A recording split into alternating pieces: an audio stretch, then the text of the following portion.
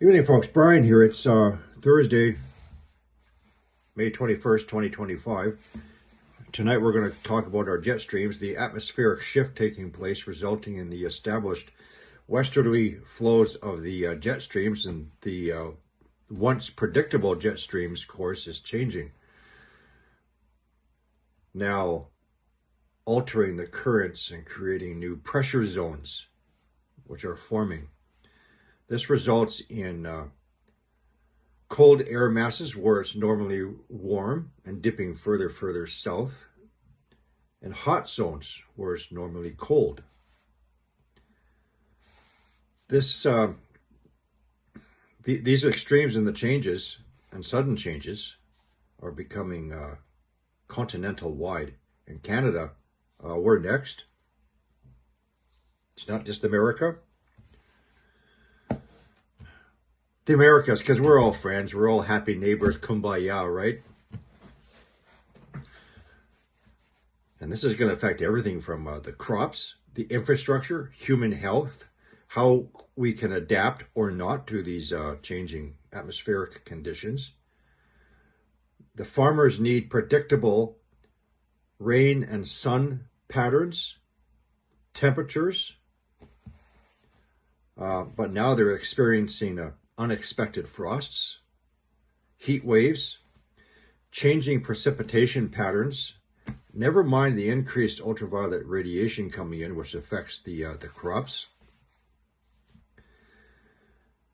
So this is going to result in droughts where it normally rains a lot, to heavy saturation of rains, normally stricken by droughts. The saturations of the soils is going to result in landslides, sinkholes, to rich, lush farmlands becoming dust bowls. And wildfires are also going to become a year-long event. So you better get used to these storm systems will strike in unexpected places. The thunderstorms, the hail events, the tornadoes, obviously on the increased and changing tracks. So again, let me explain the geomagnetic excursion. Magnetic north and magnetic south are moving towards each other into the eastern hemisphere. So magnetic north has already crossed over Santa Claus North Poles, heading into Siberia. Magnetic south has already left Antarctica and is heading, and they're both converging towards the Indian Ocean or Bay of Bengal. The principles of magnetism. So this means the distance on the opposite side of the planet is increasing between the two magnetic poles. This results in weaker field strength. That area is the Western Hemisphere, North America, Central America, South America, the Americas. We're all one big happy family, aren't we? Let's change the name. The Gulf of We Are One Big Happy Family. I just thought of that. Let's make it happen.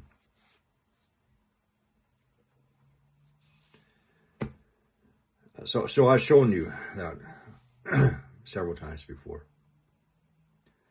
And the increase in cosmic radiation through the weak magnetic field lines is wreaking havoc with the jet streams, as well as depleting the ozone, which allows the increased ultraviolet radiation to come in. This shift in the atmospheric conditions, again, I can see this happening coming up into Canada, where more and more funnel clouds are starting to develop in places where we normally don't, including earlier this year, several hundred meters in front of my house. Like this bad boy. Didn't quite make touchdown, but it was halfway down to the ground. Now, on somewhat of a related subject, in the news, or local news, Castanet Penticton, there was an article from the power authorities that starting this summer, they will be disconnecting the power, cutting the power off for 72 or more hours when the conditions are favorable for wildfire ignitions. Very hot, very dry, windy conditions. They don't want power lines dropping down. You need to think what the consequences of this is going to be. This is an area where there's a lot of orchards, a lot of farmers, a lot of food being grown. They need pressurized by electricity to their irrigation systems for their watering on a regular basis. You start cutting power for 3+ days, it's going to present some problems. Now we're going to shift the subject to something different. And that is the talk of the Golden Dome defense system being proposed. First, the President of the United States' statement that Canada wants in is false. Our Prime Minister Carney has made no such committed intention, but is in talks with the United States and will entertain the subject matter and is receptive to the idea, so long as it serves our interests as well. Of course, it's a cooperative effort, because we're all family and friends, aren't we?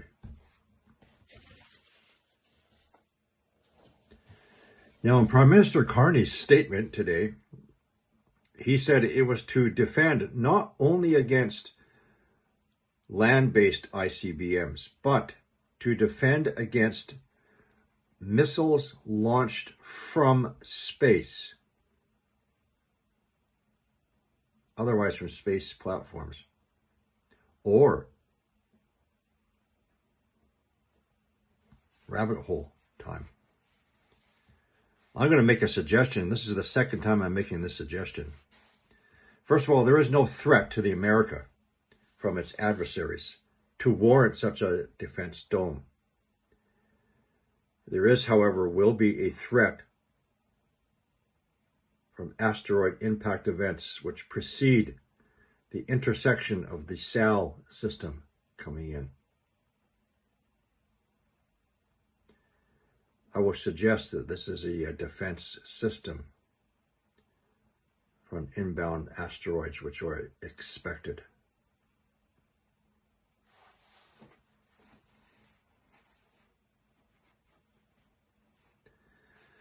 I sense a change in attitude from the family. Instead of trying to take over the greatest country in the world, and the whole world knows it, to try to establish a cooperative effort in having this defense dome against asteroid impact events. It's my suggestion. So I had to work this subject into the subject of the jet streams. I got to be very careful about what I say from now on. No, I don't care about geopolitics. I'm not talking about any algorithms, because now there's a lot of talk about these atmospheric pulse events and all these power outages. I haven't even had time to take a look at the ones in Eastern Canada now, Bell Canada, and some other communication failure events. Anyway, folks, hope you enjoyed my scenic drive tour. I had to take my doctor to an appointment down at the other end of the lake. We're in the land of volcanoes. There's volcanoes and related features all around the Okanagan Lake. And they're going to come back alive. That is all. As you were.